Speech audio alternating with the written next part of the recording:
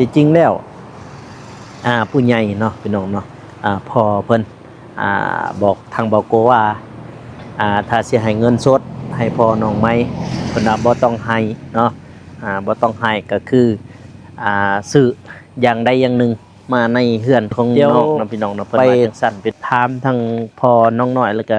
ครอบครัวเพิ่นเลยเนาะพี่น้องเนาะว่าสิเอาไม้สละหรือว่าไม้แปดพี่น้องเนาะอันนี้ก็ได้ฮู้นำกันว่าสิเอาไม้สละหรือว่าสิเอาไม้แปดนะเพราะว่ามีงบนำเบาโกตอนนี้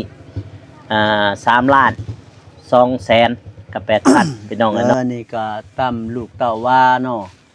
พ่อก็ดีมุกดีใจแต่ว่าลูกสิให้ไม่คือดอกน้องน้อยไว้ได้ไม่ชราเนาะก็สิเอาใจตำลูกต้องเต้านี่ก็แสดงว่าเอาไม้สละโดยไม่ชราแล้วพี่น้องนะแสดงว่าเพิ่นเอาไม้สละพี่น้องเนาะฮอดเด้อพี่น้องเด้อนี่คำนี้มากกันอย่างแม่นถ้าเม็ดกะว่าสิให้น้องเพิ่นมานำนั่นแหละแต่ว่ามันคำเพราะมันไกลเด้จากบ้านน้องมานี่พี่น้องประมาณ2 หลักประมาณนั้นตับ140,000เนาะตับ140,000มันถึกอยู่เก่าตับก็3,60,000นับดูเบิ่งเห็นบ่เดี๋ยวทายมันก็ได้แต่ว่ามื้อนี้เราก็ได้สั่งแล้วไม้เสื้อละเก่าตับถึกอยู่3,60,000แต่เข้าใจเรียบร้อยมื้ออื่นมาแล้วเพิ่นสิมาส่งแต่เงินเหลือก็สิซื้อแนวอยู่ในกินให้เจ้าบัดนี้ก็สิ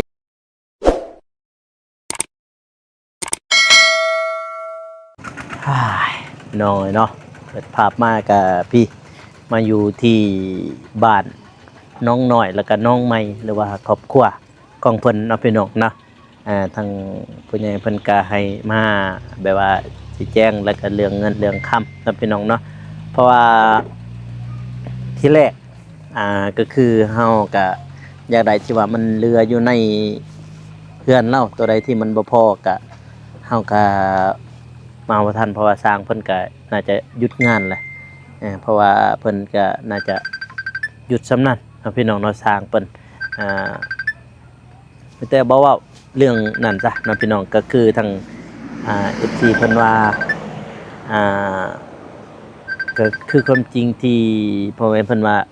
พอเพิ่นหันสร้างก่อนเนาะสร้างก่อนเฮ็ดเรือนก่อนพี่น้องเนาะทางคือเรื่องงบของสร้างแม่นทาง FC เพิ่นว่าเนาะพี่น้องเนาะจังนั้นก็ตัดออกเรื่องนั้นก่อนเนาะพี่น้องเนาะพอเพิ่นสิจ้างหรือบ่จ้างก็แล้วแต่เฮาตัดออกเลยพี่น้องเนาะบัดนี้เงินที่เหลือเนาะพี่น้องนะว่าเรื่องเงินที่ทางผู้ใหญ่เพิ่นให้เบาโกมาเนาะพี่น้องเนาะFC เพิ่นเห็นคอมเมนต์ในช่องเบาเจ็บเพิ่นว่าเป็นหยังเบาโกคือบ่แจ้งที่จริงแล้วผู้ใหญ่เนาะพี่น้องเนาะพ่อเพิ่นบอกทางเบาโกว่าถ้าสิให้เงินสดให้พ่อน้องไม้เพิ่นบ่ต้องให้เนาะบ่ต้องให้ก็คือซื้ออย่างใดอย่างหนึ่งมาในเฮือนของน้องเนาะพี่น้องเนาะเพิ่นว่าจังซั่นพี่น้องเนาะแล้วก็ถ้ามีทันเบาโกว่าสิให้เงินสดแต่ว่าพ่อเพิ่นว่าลูกเอ้ยปะก่อนเงินหั่นปะนำลูกไว้ก่อนเพิ่นว่าถ้าว่าเจ็บเพิ่นซื้อไปแล้วตัวที่ได้มันยังเหลือหรือว่ามันขาดให้ลูกไปซื้อเลยเพิ่นว่าพี่น้องเนาะบัดนี้ทางเบาเจ็บเพิ่นก็ซื้อน่าจะครบแล้วเพิ่นซื้อยังเบามิกวงกบบ่วงกบกับยังเพิ่นซื้อมีแต่วงกบมีแต่วงกบแล้วก็กบกับอันนั้นงบที่คันมี150 เหรียญนี่แหละโดยแต่ว่าเพิ่นซื้อวงกบไปแล้วเนาะลูกติ้งโดยเพิ่นซื้อวงกบกับลูกติ้งบัดนี้เงินทางเบาโกพี่น้องเลยเนาะ$150คือกันพี่น้องเนาะพอเพิ่นฝากมาบัดนี้ก็สิถามทางพ่อน้องน้อยแล้วก็แม่น้องน้อยเนาะพี่น้องเนาะว่าเพิ่นสิเอาไม้แปดหรือว่าไม้เซอร่าเดี๋ยวไปเบิ่งไปชมนํกันนะพี่น้องเนาะการตัดสินใจของเพิ่นถ้าว่าเพิ่นเอาไม้เซอร่าก็แม่นว่าหมดสิทธิ์เอาไม้แปดถ้าว่ามันเอาไม้แปด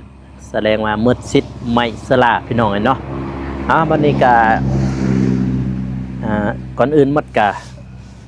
าบสบายดีเด้อพ่อแม่พี่น้องเนาะบ่ว่าสิอยู่ภายในหรือว่าต่างประเทศก็ยินดีต้อนรับเข้าสู่ช่องบ่าวโกชนบทสปปลาวพี่น้องเนาะกี้ก็ลืมเพลินไปเนาะพี่น้องเนาะพี่เพื่อนเพิ่นก็น่าจะสำเร็จอีก1ขั้นตอนนี่แหละประมาณนั้นแต่ว่าสร้างเพิ่นน่าจะหยุดบ่มี หยุดพักรักษาตัวก่อน เพิ่นผักแบบว่าเพิ่นป่วยพี่น้องนะป่วยสร้างเพิ่นแล้วก็ทางเงินทางเบาโกก็แม่นว่าจะได้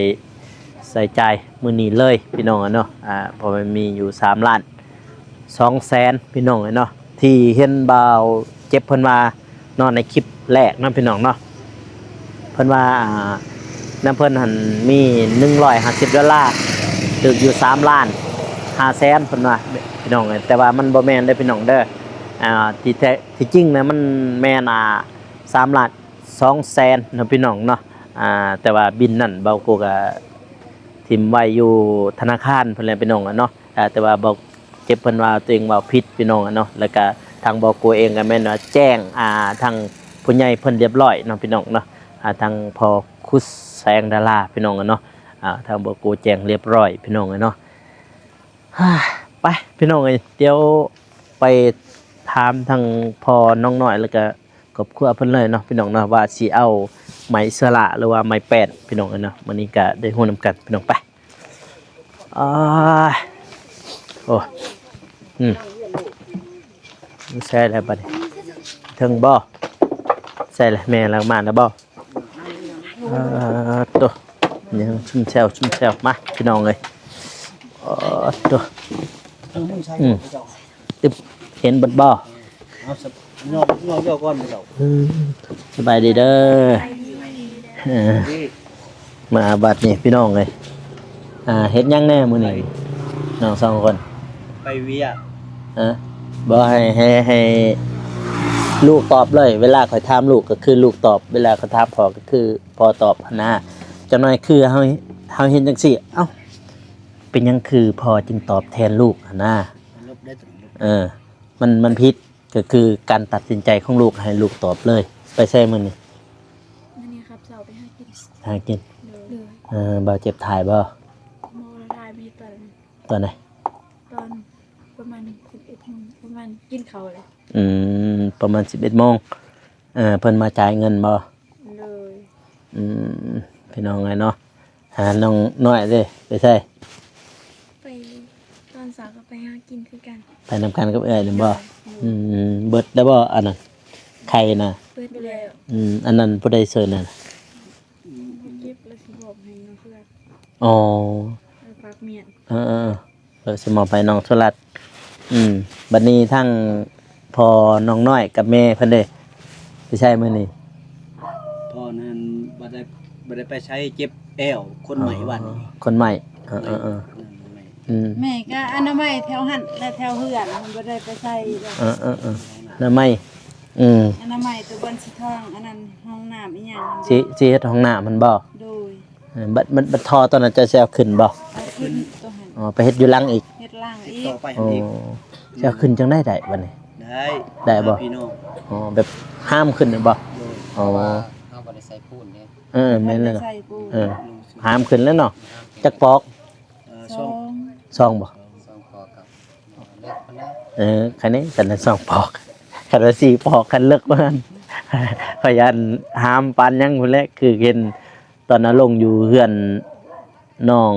สาลีนั่นน่ะเกือบแตกเยือนน่ะลงครั้งแรกเลยได้อยู่หั่นน่ะบัดนี้ก็เว้าเรื่องเงินเด้อว่าเรื่องเงินนำเบากูก็พอคุสแสงดารานั่นแหละผู้เดียวกันนั่นแหละที่ฝากทางเบาเจ็บกับทางเบากูถึกอยู่$150หรือว่า$150ถึกเงินกีบเฮา3ล้าน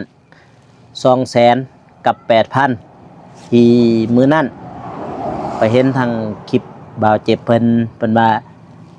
$150ถึกอยู่3ล้าน5แสนที่จริงอันมันบ่ฮอดนั้นนะเพราะว่าบินเฮาก็มีแต่ว่าบินนั้นเฮาไป ไปอยู่ธนาคารแล้วก็เฮาก็ได้แจ้งทั้งพ่อเพิ่นแล้วว่าถึกอยู่3ล้าน2แสนกับ 8,000บัดนี้ก็สิให้ทั้งพ่อน้องไม้แล้วก็พ่อน้องหน่อยหรือว่าเจ้าตัดสินใจได้แต่ว่าสิเลือกไม้สละหรือว่าสิเลือกไม้แป้นเดี๋ยวบ่ได้ก็ได้ตอบเอาพ่อเนี่ยก็ได้ตอบว่าสิเอาไม้สละหรือว่าสิเอาไม้แป้นนะเพราะว่ามีงบนำบาโกตอนนี้3ล้าน2แสนกับ 8,000พี่น้องกันเนาะแล้วก็สิให้พอเพิ่นเลือกเลยสิเอาตัวใดแท้ นี่ก็ตามลูกเต้าว่าเนาะพ่อก็ดีมุกดีใจ แต่ว่าลูกสิให้ไม่คือดอนน้องน้อยไว้ได้ไม่ชราเนาะก็สิเอาใจตำลูกตำเต้า โดย พ่อก็ดีมุกดีใจนำผู้ใหญ่ใจบุญเพิ่นที่ช่วยเหลือให้อันYouTube เบาโกะก็มามีนั่นบ่โกเนาะบ่เอาตัวมามีน้ำใจให้น้องน้อยเนาะก็แล้วก็พ่อก็ได้ไม้ชราหั่นแหละคือลูกว่าหั่นแหละแนวใดมันสิจบสิงามแล้วก็สิคือบ้านคือเมือง ตัว แน่ นั้นหันบ่แม่นมาลูกว่าให้เจ้าเอาไม่ฉลาดบ่แม่นเลยก็คือการตัดสินใจของเจ้า ใจ ตามใจ กับปัญหาหนึ่ง ครอบครัวเจ้าเลย ก็ตามลูกเว้าก็คืออยู่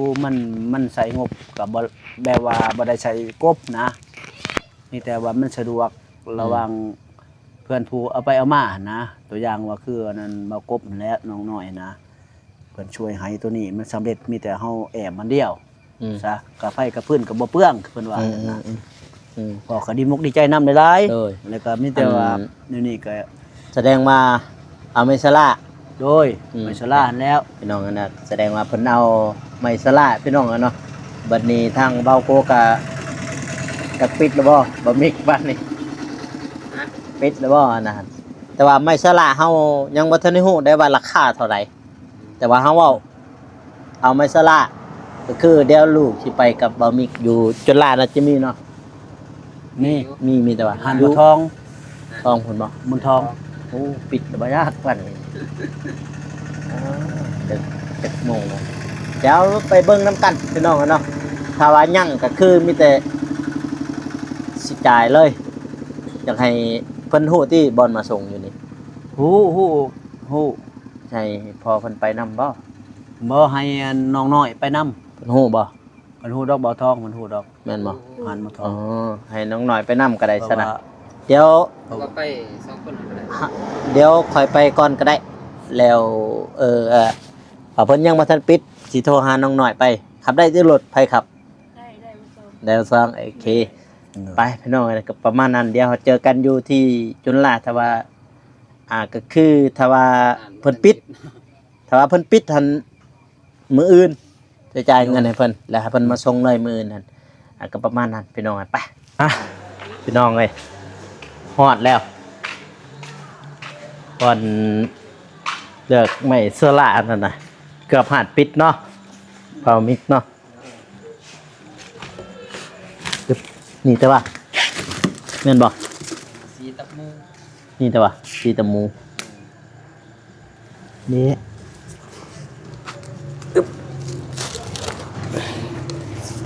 หักของเพิ่นบ่จักเคย เรื่องสีนี่สิได้ก็ได้เพราะว่าบางทีกับมื้ออื่นเขาสิมาส่งนะ เนาะ แล้วเอาเมื่อให้เขามาเอาถามเขาแล้วให้เขาไปส่งจะบอกว่าสีนั้นเขาก็ไปส่งสีนั้น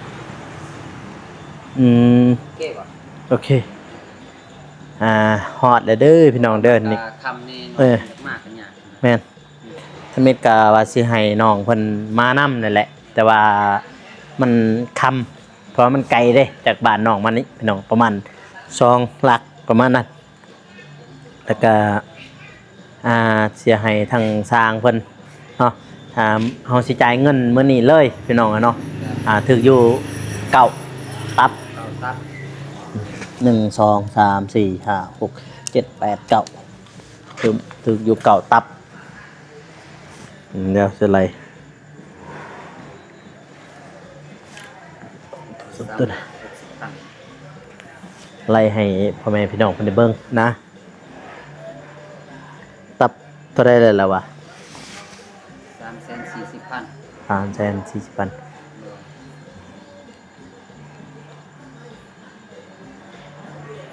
เดี๋ยวให้บ่มิกไปเอิ้นเรามาก่อนก็ได้ไปเอิ้นมาแล้วก็รับเงินแล้วก็แล้วไปเลยแล้วก็ทางบาโกก็สิจ่ายเงินอยู่นี่เลยเนาะพี่น้องเนาะเงินทางผู้ใหญ่เพิ่นให้เนาะในมื้อนั้นนั่นแหละพี่น้องเนาะแล้วก็สิซื้อไม้สลายเพิ่นมื้ออื่นจึงไปส่งมื้อนี้ก็สิจ่ายเงินอยู่นี่เลยพี่น้องเนาะเพราะว่าเพิ่นว่าอยากได้ไม้สลาแต่ว่าบ่ฮู้ว่าสิพอบ่สำหรับเพื่อนน้องไม้และน้องน้อยสิพอบ่อันนั้นก็ยังบ่ทันได้ฮู้เด้อพี่น้องเด้อเฮาก็ซื้อตามงบของผู้ใหญ่เพิ่นให้มาน้องพี่น้องเนาะเกือบปิดหาดพี่น้องเลยเนาะเกือบบ่ทันจ่อย เกือบบ่ทันเนาะ บางเพิ่นว่าให้จ่ายอยู่พุ่นเพราะว่าเขาสิเขียนบินอยู่พุ่น แม่นบ่ เออ โอเคไปซะนะ ไปอยู่พุ่นนะ เฮ้ยไปจะอยู่นี่ก็ได้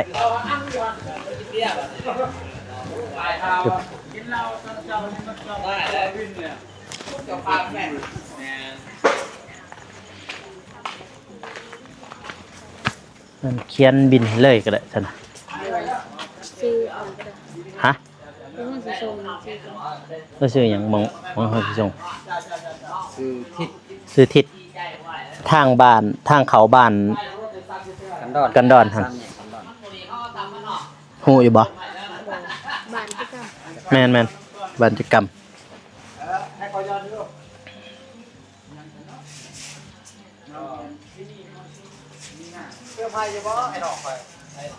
ตัวจะมีเบอร์โทรนะ เ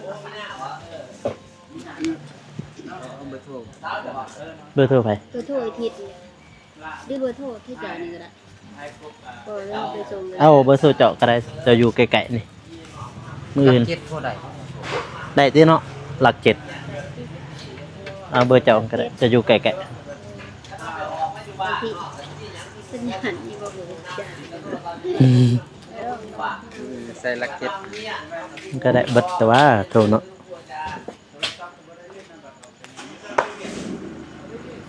นึกถึกตับเท่าไหร่ เอาสี สี 374ด้วย ตับหมูฮะ3แสน4 020 7 606 2371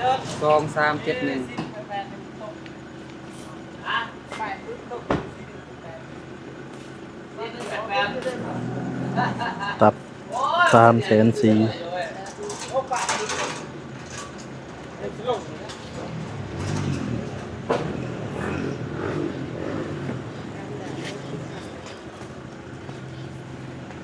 ตับ1แสน4เนาะตับ1แสน4มันถึกอยู่เก่าตับ 374 ถึก3 ล้าน60,000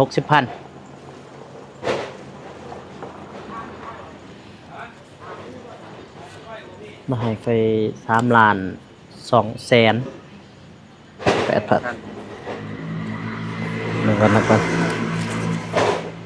2 3 4 5 6 7 8 9 10 เจอจักเจ้า เก้าตับ เก้าตับ 3 4 5 6 7 8 9 10แม่นไหม พอคงบ่ดี บ่ซอยเรือเพิ่นนะ จะเอาเลยบ่ มืออื่นก็ได้ มืออื่น โดย มืออื่นนะ 2 3 4 5 6 7 8 9 10 สีซั่นบ่ ชิตำหมู นี่แดงขับเลย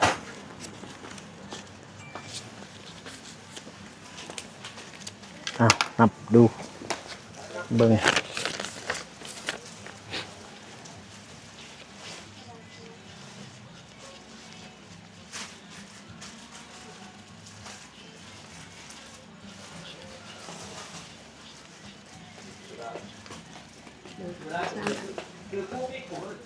บ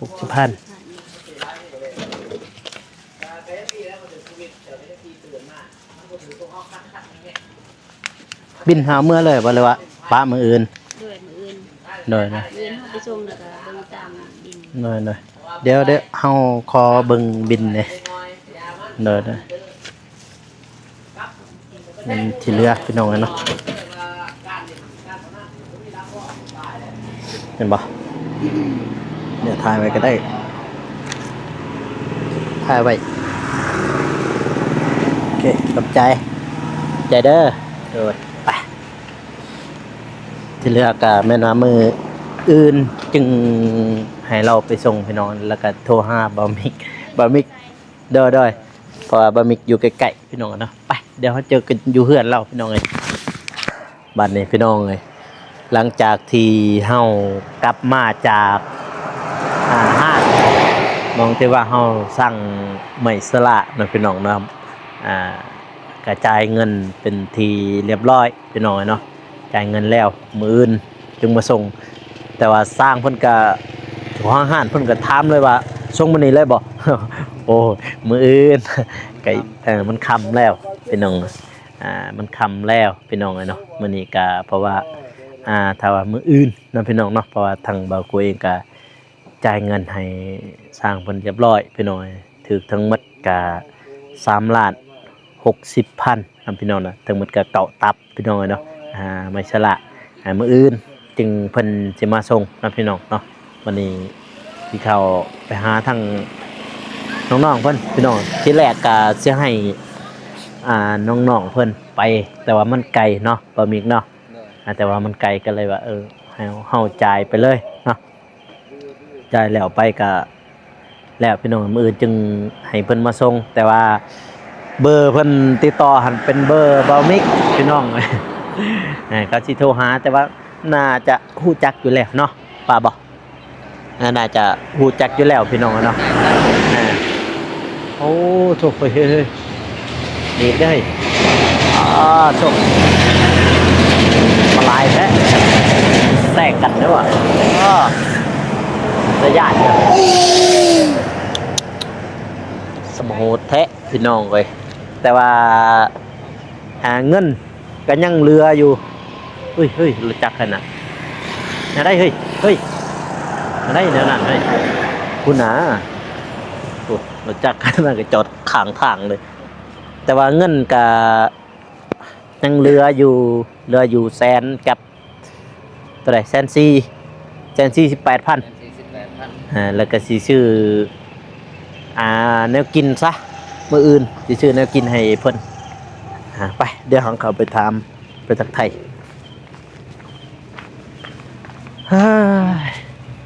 กินแล้วบ่ข้าวบ่ ย่างบ่จบตัวนั่งอยู่คนเดียวมันนั่งจะไปมันเอวนะไปเอามาสั่งเลยเด้อสั่งแล้วไม่สละแต่ว่าสีตับหมูเดียวกันกับปลาล่มนั่นแหละเอาสีนั้นหรือว่ามักสีอื่นสีนั้นก็ได้แล้วเนยเพราะมันมีเฮาสั่งแล้วเนาะบ่มิกเนาะมื้ออื่นเพิ่นสิมาส่งแต่ว่าบ่ฮู้จักโมงเด้แต่ว่าเขาเอาเบอร์บ่มิกเพิ่นก็น่าจะฮู้ติเนาะเจ้าน่าจะฮู้อยู่ติฮู้อยู่ก็แค่นี้แต่ว่าเฮาสั่งแล้วจะมีท่านเพิ่นว่าสิมาส่งมื้อนี้เลยแต่ว่าเฮาว่ามื้ออื่นเพราะมื้อนี้มันค่ำแล้วมันถึกอยู่3,60,000แล้วก็เงินยังเหลืออยู่148,000นั่นเหลือหั่นมันนี่มื้อตัวที่เหลือเดี๋ยวสิซื้อนั่นอยู่ในกินให้เจ้าเอาซะแต่ว่าสร้างเพิ่นหยุดเท่านั้นเลยบ่หยุดแล้วแนวบ่ทันได้เพิ่นเช้าเด้ทาเพิ่นก่อนถ้าเพิ่นเช้าประมาณ2ทิศก็นะแต่วันพักเวียกประมาณ2ทิศ2ทิศแล้วก็จังสิล่มนำเพิ่นใหม่โทรหาเพื่อนกินยาก็จะไปกวดเด้เพราะว่ามื้อนี้ก็พ่อใหญ่ใจบุญเพิ่นตอนนี้เพิ่นก็ช่วยเงิน10ล้านเนาะเดี๋ยวให้เพิ่นไปกวด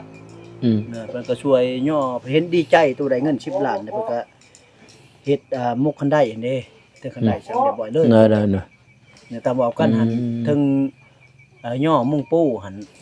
ถึงอยู่7ล้าน เนาะ บัดนี้ผมดีใจว่าได้ปัวเงินน้องเสี่ยวนะ เนาะแต่ทีแรกเฮาก็บ่ฮู้หรอกว่าเจ้าจ้างนั้นบ่จ้างก็ตัวนั้นน่ะ จ้าง เฮาตัดแล้ว ครึ่ง เฮาตัดออกเลยก็คือทางผู้ใหญ่เพิ่นว่าหั่นแหละก็แม่นความจริงที่เฮามาทายในมื้อนั้นเฮาก็มานำหลังก็แม่นเฮามานำหลังก่อนหน้านั้นเจ้าสิเฮ็ดอยู่แล้วเฮือนหั่นแต่ว่าเฮามานำหลังจะจ้างก็ผู้ใหญ่เพิ่นว่าให้เบาโกบ่ให้เว้าถึงเลยตัวเรื่องจ้างสร้างเพิ่นว่ามีแต่ว่าเอาเงินที่เหลือนี่ซื้อไม้สลาเพราะว่าพอเพิ่นว่าอยากได้ไม้สลาเฮาก็ซื้อไม้สลาพี่น้องเด้อแต่ว่ามื้อนี้เฮาก็ได้สั่งแล้วไม้สลาเก่าตับถืออยู่3 ล้าน 60,000แต่เขาจ่ายเรียบร้อยมื้ออื่นมาแล้วเพิ่นสิมาส่งแต่เงินเหลือก็สิซื้อแนวอยู่ในกินให้เจ้าบัดนี้ก็สิให้น้องน้อยขอบใจพ่อเพิ่นเปาคุสแสงดาราพอเพิ่นฝากมาขอบอกขอบใจเพิ่นแล้วแหละ ตามจะเคยนะ ตามที่เจ้าเคยนั่นแหละเบิ่งเดี๋ยวก่อนเป็นหนึ่งแต่ว่าเฮายังบ่ทันได้ถามเพิ่นอยู่เพิ่นอยู่ SA แล้วก็ใช้น้องน้อยขอบใจพอคุสแสงดาราเพิ่นอยู่ SA เพิ่นแหละตัวสหรัฐอเมริกาเพิ่นแหละขอบอกขอบใจเพิ่นแล้วก็พออีกจักหน่อยขอขอบมุกขอบใจพอคุดแสงดาราหลายๆเด้อที่ช่วยเหลือครอบครัวของน้องหน่อยและน้องไม้ขออวยพรให้พอคุดดาราจงมีแต่ แสงดารา คุดแสงดาราจงมีแต่สุขภาพแข็งแรงสุขกายสุขใจอย่าเจ็บอย่าจนในหน้าที่การงานก็ขอให้เฮงๆปังๆลำๆเรื่อยๆเด้อให้มาเท่าใดก็ขอให้กลับขึ้นไปสู่100 เท่าพันเท่าเด้อสาธุ เนาะมาได้ให้พออีกอวยพรเพิ่น ขอขอบมุก ติดไม้ก่อนก็ได้เป็นบ่แบบนั้นนะ แล้วก็ดี นะ ขอขอบใจหลายเด้อพ่อใหญ่ใจบุญแสงดารา พอคุส พ่อคุดเนาะ แม่นพอคุสแสงดารา พระคุณแสงนาลาที่ช่วยครอบครัวข้าพเจ้าน้องน้อยน้องไม้ที่ได้ช่วยวัตถุอุปกรณ์เงินคำก็ดีมุกดีใจขอให้พ่อใหญ่พอคุส พ่อคุดแสงนาลาให้มีสุขภาพเข้มแข็งปรารถนาสิ่งใดขอให้ได้สิ่งนั้นขอให้สุขขอให้รวยขอให้ร่ำขอรวยความเจ็บบ่ให้ได้ความไข้บ่ให้มีให้อายุมันยืนให้แบบเฮงปังสาธุสาธุสาธุ อันนี้ก็มีแต่มื้ออื่นเด้อ โด เพิ่นสิ ย มาเพิ่นจะมาส่งดอกมื้ออื่นมีแต่ว่าป้าไว้บ่อนใดอยู่กองล่างเลยป้าเด้ออยู่กองล่าง บัดแรกกับป้าอยู่เทิงเลยบ่ได้บ่วะ อยู่ นา เทิ ที ง ก็แอบอยู่เทิงเลยแล้วอย่ามาเหยียบมาช่างมันหักเพราะว่าวังกบเขายังปะอยู่เทิงหมด สันแท่งมันกระปู เพราะว่านึง ก็ได้คือกัน ได้คือกันซั่นน่ะแต่เพิ่นสิย่อเฮาบ่ล่ะ ชุด เออ หลายคนนี่ เพิ่นสิย่อเฮาว่ามีเก่าตับหนึง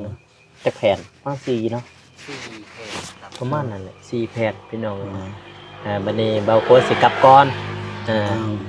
กลับก่อนแล้ว มุก ก็ ขอบใจเด้อจังทีมงานถ่ายคลิป โดย แล้วบ่าวโกะเนาะแล้วก็บ่าวนิดเนาะ บ่มี บ่มิกขอขอบใจหลายเดินทางด้วยความสมรรถภาพปลอดภัยอยู่กินข้าวกินน้ำน้ำนองน้ำนุ่งก่อนกับ ได้แล้ว ขอบใจหลาย ขอบใจ สุขภาพเข้มแข็ง เอ้ย สาธุ โดยไปพี่น้องเนาะเดี๋ยวเราสิได้จบคลิปก่อนพี่น้องเนาะเดี๋ยวเราเดินทางแล้วก็จะเปลี่ยนอื่นพุ่นแหละพี่น้องเนาะไปบาดนี้พี่น้องเนาะก็เรียบร้อยหน้าที่การงานเลยว่าสำเร็จอีกหนึ่งภารกิจของทีมงานนะพี่น้องเนาะก็บัดนี้ก็เป้าโกก็สิ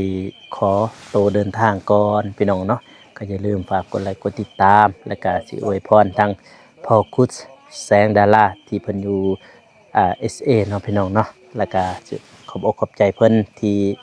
เมตตาครอบครัวน้องน้อยก็ให้เพิ่นอยู่ดีมีแฮงความเจ็บอยู่สุดใดความไข้อยู่สิมีขอให้หั่งขอให้มีขอให้ร่ำให้รวยเฮงๆปังๆตลอดศาสตร์ตลอดปีอย่าเจ็บอย่าจนพร้อมครอบพร้อมครัวให้มาเท่าใดให้ได้กลับพันเท่า10 เท่าเด้อทั้งพ่อเด้อพอคุสบัดนี้ก็เบากูสิขอตัวลาไปก่อนก็อย่าลืมฝากกดไลค์กดติดตามเนาะเพื่อเป็นกำลังใจให้เบากูเฮ็ดคลิปแล้วก็ทีมงานเนาะพี่น้องเนาะสำหรับคลิปนี้ขอข่าวเข้ามาสบายดีพี่น้องแล้วเจอกันอีพีหน้าหรือว่าคลิปต่อๆไปเนาะพี่น้องเนาะบ๊ายบาย